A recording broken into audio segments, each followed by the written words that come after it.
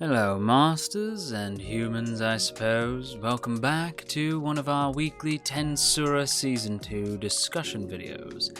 So you might notice a slight return to regular form here, but don't get quite used to it. I'm not super certain what I want to do with my content at the moment. I still honestly prefer doing reactions. I find them more fun, but I know that there are some people who do prefer the normal way of doing things, so I will try it again, just to maybe see if there's still some spark there. So, with that said, let's go ahead and discuss episode 19 of Tensura Season 2, The Signal to Begin the Banquet. But before we get into the video proper, quick reminder if you haven't done so yet, to hit that subscribe button, ring the bell, and set notifications to all. Let all of AniTube know that you're here.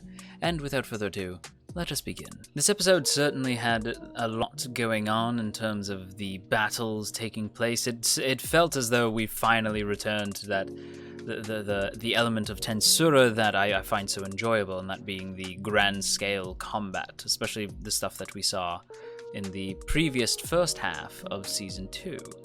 The second half of Season 2, as I've said many a time, has been a lot more slow, a lot more reserved than Season 1. Well, the first half of Season 2. See, I want to say Season 1, but that's not quite accurate.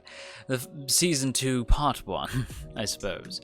Whereas this season has been far more suited to discussions around a table and such like that, a much more civilized second core than the first core, which was a lot more brutal and battle-crazed.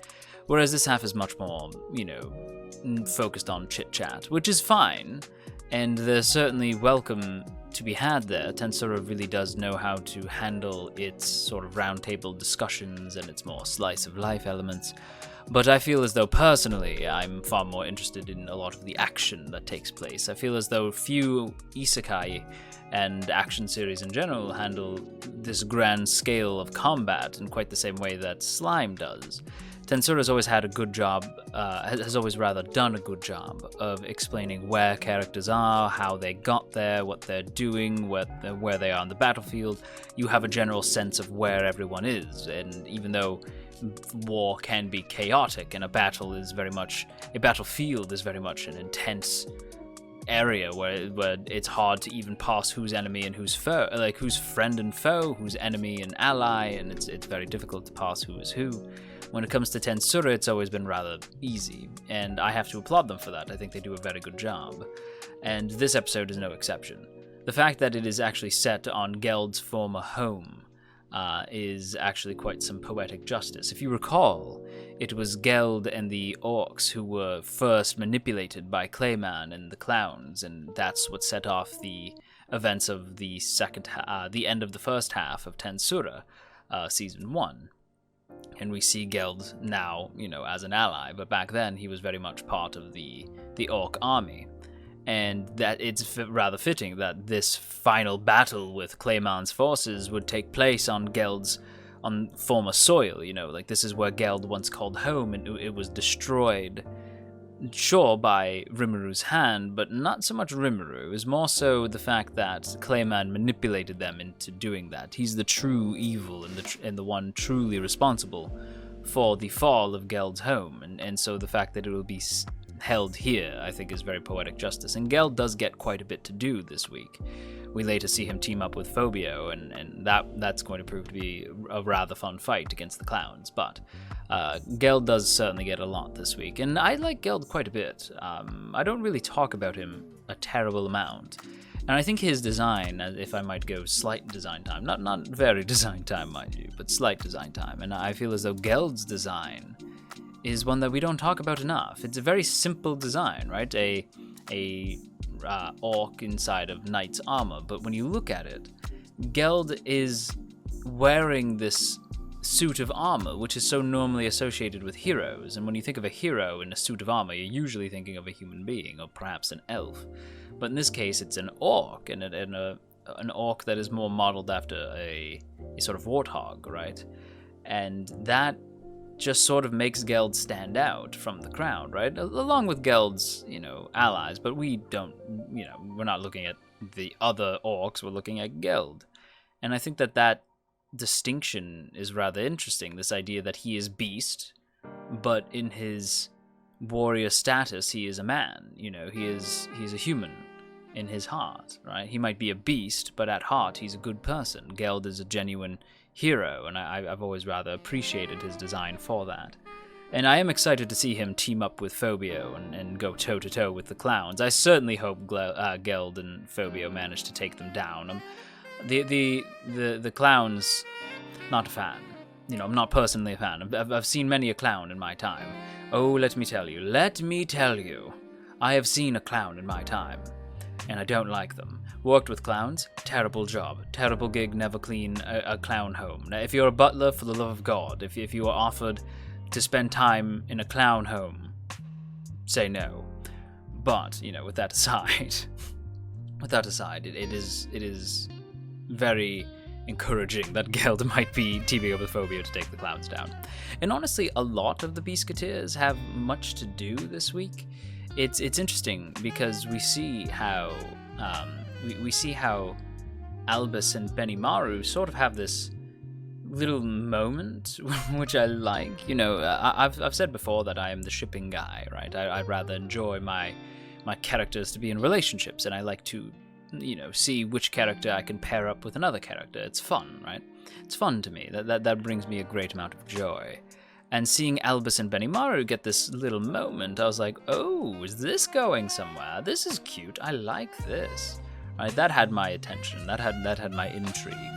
And I would be very curious to see if that actually does go somewhere. If Albus and Benimaru perhaps join forces, perhaps a marriage that would then further unify the Beast Kingdom with the Jura Tempest Federation. I think that'd be rather fun.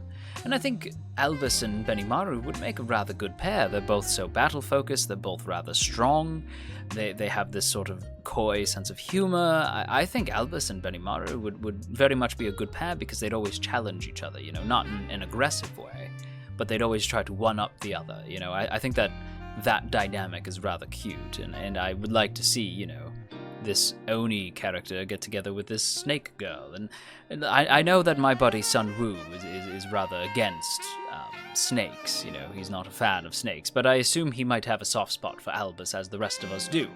Albus and the Beastketeers are just genuinely rather exciting characters, you know. As I said, Phobia goes toe-to-toe with the clowns, trying to get some redemption for himself after they embarrassed him, right?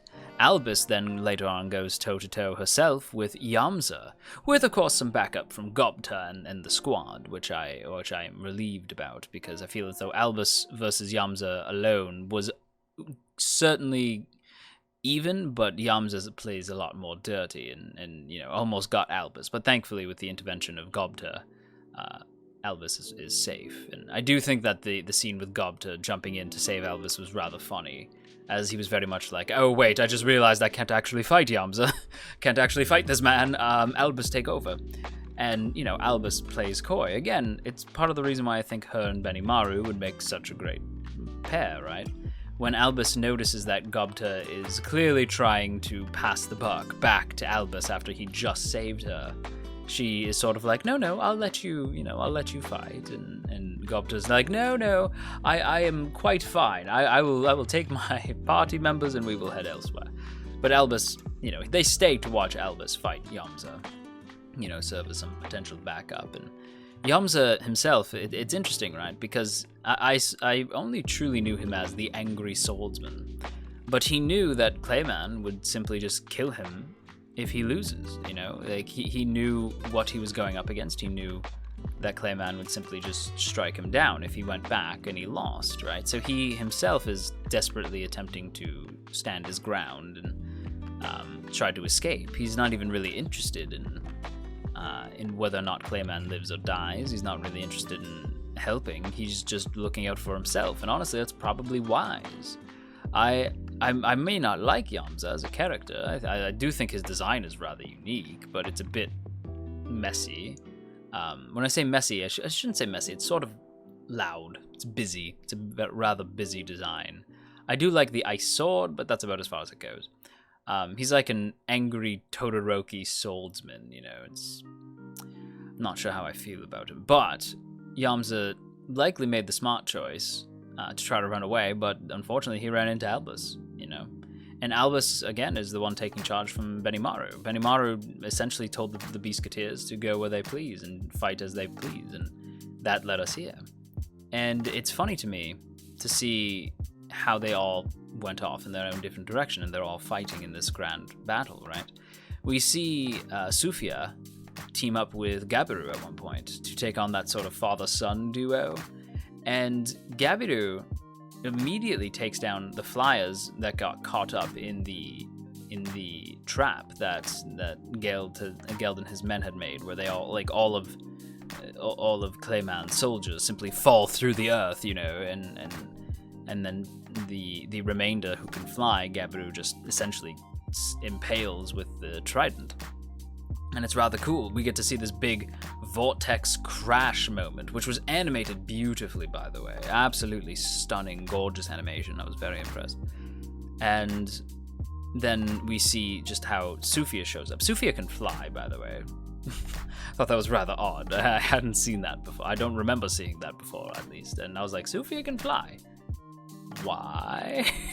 That was rather interesting. I do wonder if the father-son duo are going to, you know, concede the battle instead of dying. I would certainly be disappointed if they got rid of these two. I don't know enough about them, but I do find them intriguing enough, and they are working with Milliam, who is clearly under mind control. So I do hope that Sufia and Gabiru don't outright kill them. You know, that would be rather disappointing, if you ask me. I wouldn't want to see that. You know, I would hope that Sufia being the character that she is, I do wonder if she will just outright kill them, or if not both of them, then at least one of them.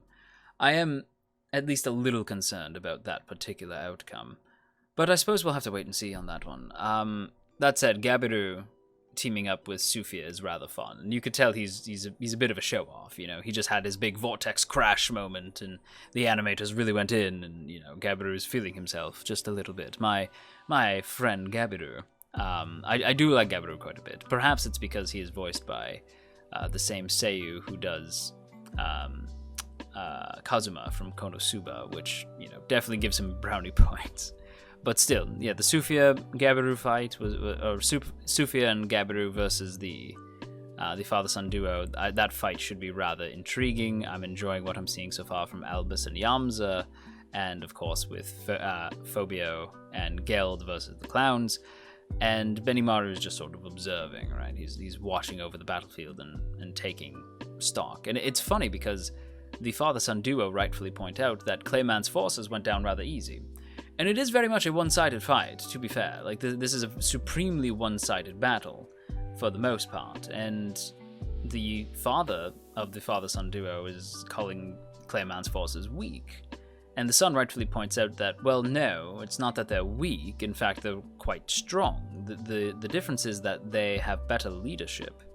And in a war, it doesn't matter how strong the other side is. If you can outplay them, it doesn't matter. They're dead, right? So all that's happening here is that we have an army that doesn't really have a strong leader in the form of Yamza, who's not truly a tactician of any kind, versus Benimaru, who has learned a great number of tactician skills from Rimuru. You know, he's seen battle, he's done it all, he knows what to do. He even has a new skill that is purposely tailored to his leadership, you know?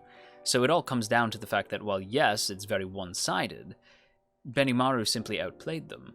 And I like that. I enjoy that they don't just make Benimaru and the gang super strong, right? They're not just strong for the sake of being strong. We even see it when Gobta tries to go toe-to-toe with Yamza, and it doesn't work out for him, right? It's not that the other squad is weak, it's that they are quite strong. It's just that our gang has the one-up because they're being more clever.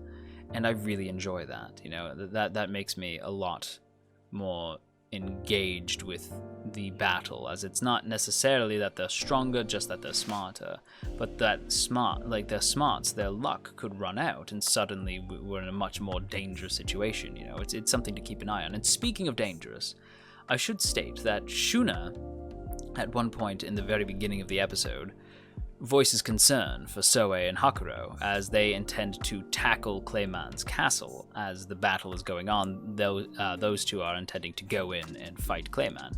Now, Clayman is certainly a punk, right? We don't like Clayman in these parts. However, I am worried about Soe and Hakuro, as those two alone going up against Clayman worries me. And I am very concerned about how that will go down, if they will be swayed by Clayman, who is a bit of a manipulator. And so Shuna also voices her concern about this, and that leads her to insist on tagging along. Now, Benimaru and Rimuru are very clearly against this, whereas Soe and Hakuro are sort of more welcoming, as they feel as though they can protect Shuna while still taking down Clayman. Now, as a viewer, Shuna is the type of character who I don't want to see any harm come to. She's an absolute queen. She's literally the only princess. I don't want to see any harm come to her because she's such a sweet character, and I don't want to see something tragic happen. And I don't know. I will say I'm very concerned about what's going to happen. Perhaps maybe we'll see a Shuna power-up. That would be cool. Perhaps Shuna versus Clayman in some sense. Maybe she'll be able to use her own skills to counter Clayman and allow Soe and Hakuro to get the kill on Clayman. Although, for my money, if I was to say how Clayman would fall, I would prefer to see Rimuru be the one to take down Clayman. I would like to see that. I would like to see Rimuru sort of rip Clayman to shreds for all that he's done, especially the way he's manipulating Milliam and what we see that he had done to her in the previous episode, the abuse that he put her through. I want to see Clayman's head on a spike. And the only one I want to see deliver that justice is either Rimuru or Milliam herself.